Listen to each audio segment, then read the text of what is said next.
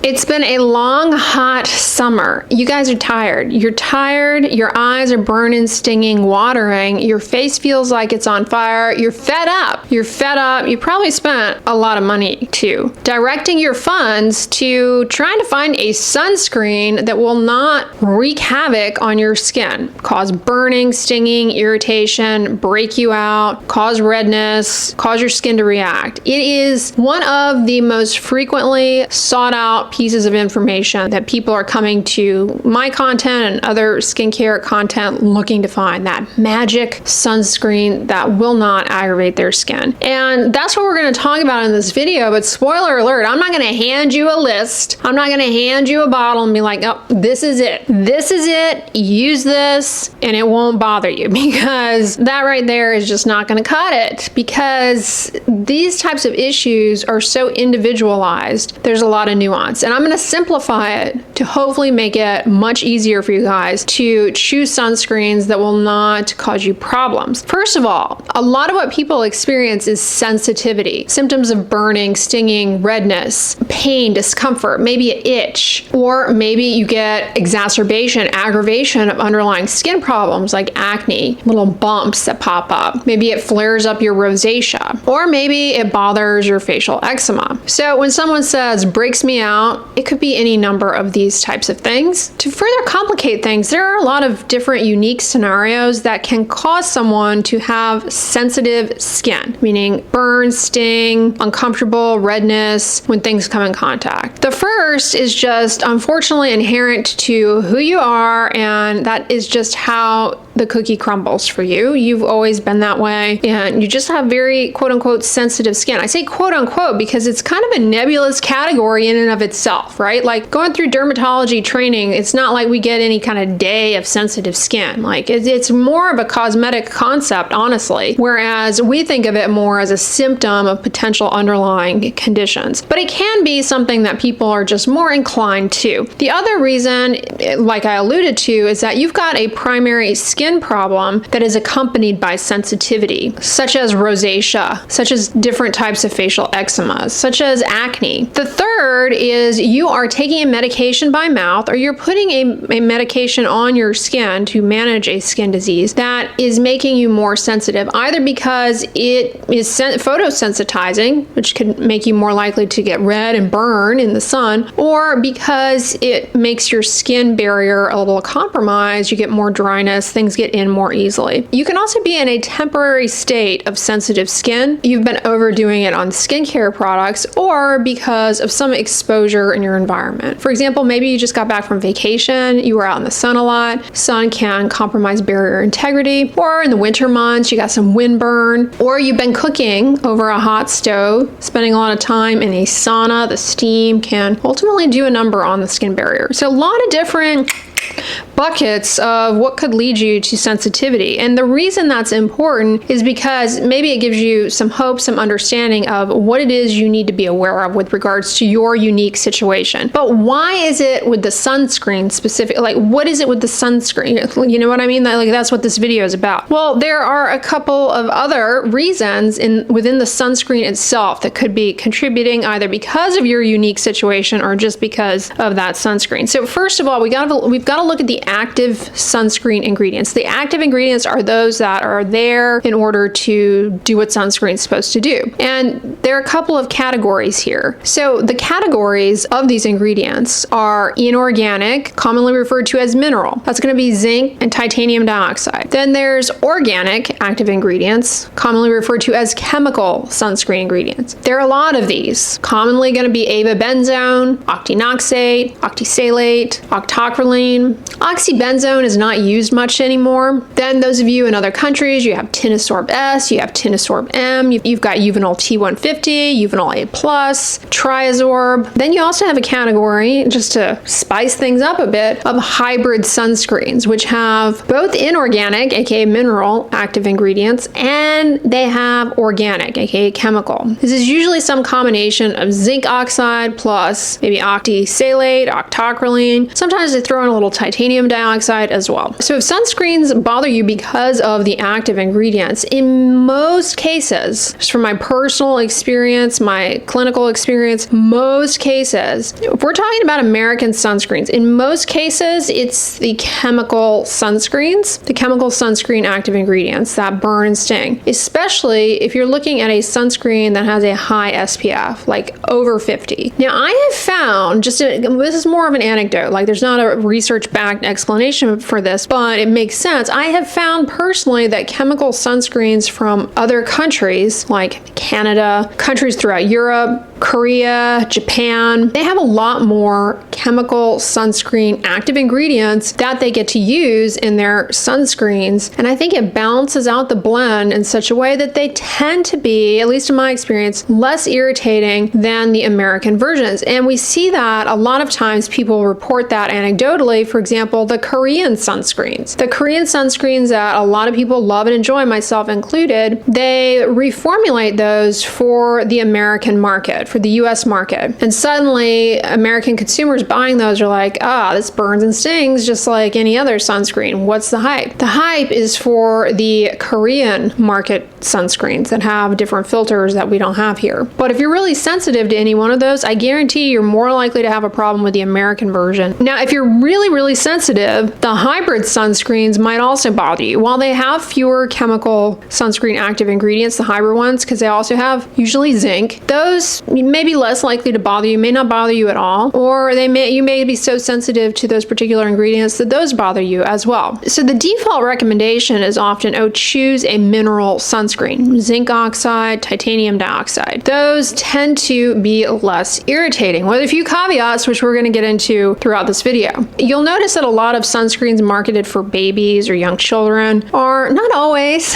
not always, but a lot of times, at least here in the US, a lot of times those are going to be zinc oxide and titanium dioxide because babies are more likely to have sensitive skin because of the nature of their immature skin. All right, but aside from the actual active sunscreen ingredients that are doing what they're supposed to do, you also have other stuff going on in that bottle that could be another reason for your sensitivity. You have inactive ingredients, meaning they're not there necessarily to protect you from the sun. They're there to do other things, like allow the thing to be spread on your face, make it cosmetically elegant. Common inactive ingredients in sunscreens that might be the culprit for you are fragrance. Fragrance, for me personally, sometimes, not always, it varies a lot, but a lot of really strongly scented sunscreens, I'll get a little vasodilation, a little redness, and that tingling discomfort for sure. It can be a trigger. Certain antioxidants are added to sunscreens to help offset some of the burden of oxidative stress that results from UV exposure. And some people are sensitive to those ingredients themselves, like niacinamide, great ingredient that I personally really love, but some people don't get along with that and it causes them discomfort, burning and stinging. So it could be that, or it could be licorice root, or it could be ubiquinone. I mean, any antioxidant serves a purpose in the formula, but it might just be something that you don't get along well with. Here's another one that's sneaky. Butyl octyl salicylate. Butyl octyl salicylate is added to sunscreens as a sunscreen booster. It's sneaky because it's an inactive ingredient. It's inactive because it's not an approved active ingredient. It's sneaky because it's not disclosed as an active ingredient because not an approved active ingredient. It works like any active chemical sunscreen ingredient would. So if you are really sensitive to the chemical sunscreens, you might just be sensitive to that, especially if you find that you're sensitive to octisalate, homosalate. This might be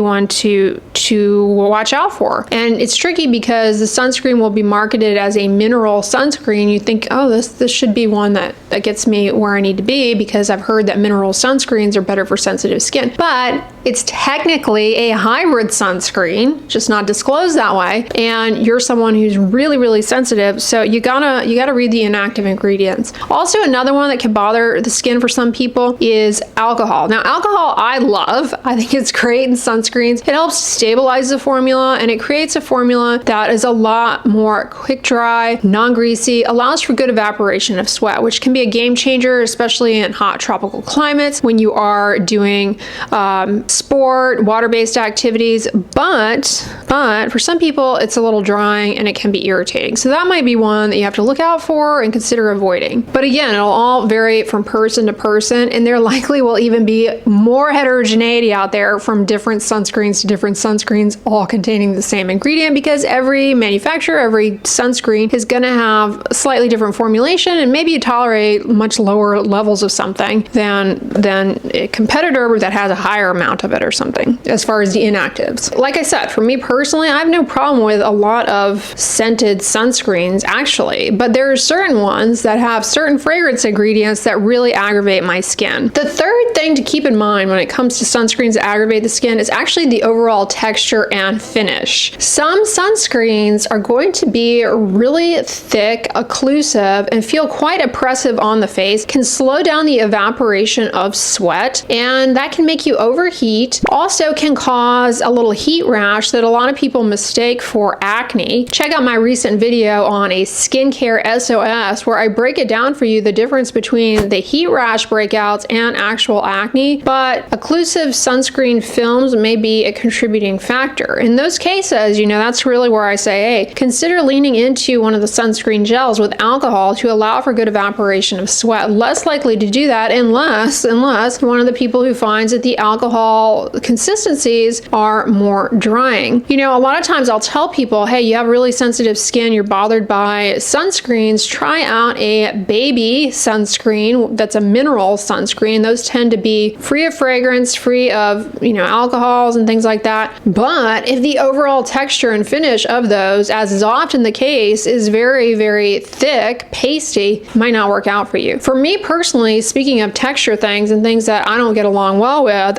there are some mineral sunscreens that are very, very, very matte, very drying. Cannot do that. Cannot do that. Doesn't, yeah, it's like I feel like my skin is trying to snap off of my skull. Can't do it. Now, the last point I want to make is with regards to sunscreen around the eyelids, because this is a whole other category for people. Sunscreen around the eyelids itself. They're not necessarily sensitive to sunscreen going on the face, it's just the eyelid issue. Either it starts out fine and then as the day progresses, you're like, oh my gosh, I can't see. Or initially putting it on, it's like, oh, that burns and stings. So it can be due to any of a number of things that we just mentioned, the type of sunscreen, the inactive ingredients, or the overall texture and consistency. It can also be that it's a sunscreen that is running into your eyes and causing your eyes to burn and sting. That often can happen with cream sunscreens that are not water resistant. So I do suggest for around the eye area, maybe considering a water resistant sunscreen, especially if you are running into that issue. A lot of times it's the chemical sunscreens that end up burning people around the eyes or getting into the eyes and really just making their vision uncomfortable, difficult, you know, watery, in which case try even a water resistant mineral sunscreen. Now, in a lot of my videos, I point out the limitations of sunscreen sticks. Like they skip areas. You have to do multiple passes to get a good layer on. But the nice thing about sticks is that they are much less likely to run into your eyes and seep into your eyes. So consider a sunscreen stick also for application around the eyes. Also, when it comes to protecting your eyes, I don't care what the goons over on TikTok are saying. I do not care. Wear sunglasses to protect your eyes, to protect the skin around your eyes, and to protect your eyeballs. Good sunglasses with good coverage, not, you know, little tiny do nothing frames, okay, that don't cover your eyes. Get a good pair, 100% UV protection sunglasses. UV does not help your eyeballs out. Ultraviolet radiation does your eyeballs, your brain health, your gut health. UV light in your eyes doesn't help any of that. And ultraviolet radiation in the eyes sets the stage for all sorts of eye problems later on in life, plus the destruction around your eyes, the skin around your eyes, wrinkles around the eyes, skin cancers on the eyes, discoloration. I mean, let's make sunglasses cool again. Definitely a tricky thing to navigate. You're probably already annoyed at me because I haven't just sat down here and been like, okay, here's a list of sunscreens that are great for sensitive skin and won't break you out. But that is like 2 out of 10 of you will be happy, okay, with that. because there's a lot going on here, and I don't want to just give you a list of the least likely to cause problems, only for 9 out of 10 of those to be the ones that have that one ingredient, that one formulation thing that is what is causing you the problems. Then you'll be very unhappy with me and you'll have wasted your money, which I do not want. All right, y'all, there's a lot of nonsense out there with regards to skincare and sunscreen. On the end slate, I'm going to put a recent video breaking down some sunscreen nonsense, so watch that one next if you missed it. But if you guys like this video, give it a thumbs up, share it with your friends, and as always, don't forget, sunscreen and subscribe. I'll talk to you guys tomorrow. Bye.